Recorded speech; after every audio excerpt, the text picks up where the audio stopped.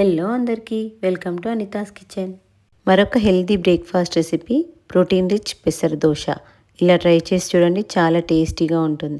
దీనికి 1 కప్పు పెసర్లు తీసుకుంటే 1/2 కప్పు బియ్యం తీసుకొని ముందు రోజు నైట్ నానబెట్టి పెట్టుకోవాలి. లేదంటే ఒక 5-6 అవర్స్ నానినా సరిపోతుంది. ఇలా నానబెట్టుకున్న పెసర్లని మిక్సీ జార్లో తీసుకొని ఒక 2 పచ్చిమిరపకాయలు, ఒక చిన్న అల్లం ముక్క, 1/2 teaspoon salt, 1/4 teaspoon జీలకర్ర వేసి కొన్ని వాటర్ పోసి దోసపిండిలాగా గ్రైండ్ చేసుకోవాలి. ఇలా గ్రైండ్ చేసుకున్న పిండిని ఒక బౌల్లో తీసుకొని పక్కన పెట్టుకోవాలి. ఇది పులవాల్సిన అవసరం లేదు. దీనిని ఇలా ఇన్స్టెంట్గా అప్పటికప్పుడు చేసుకోవచ్చు. ఈ దోశకి పల్లీ చట్నీ కాంబినేషన్ బాగుంటుంది.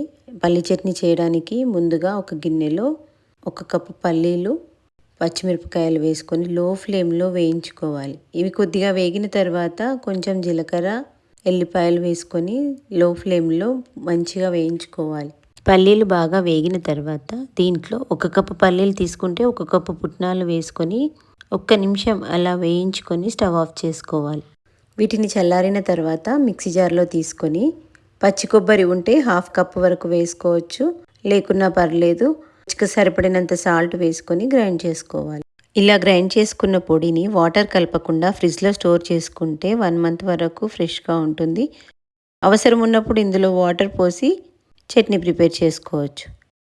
ఈ చట్నీని దోశ, ఇడ్లీ ఏ కాంబినేషన్లో అయినా తినొచ్చు.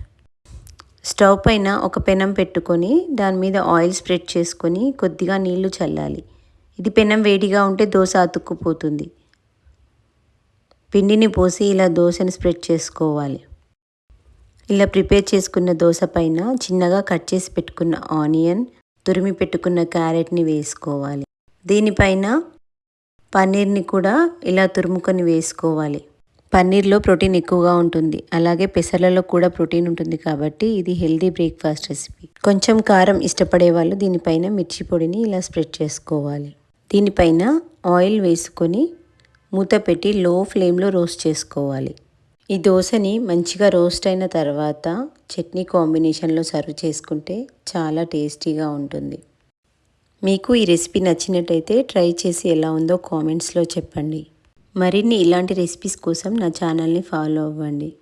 లైక్, షేర్ అండ్ సబ్స్క్రైబ్ చేసుకోండి.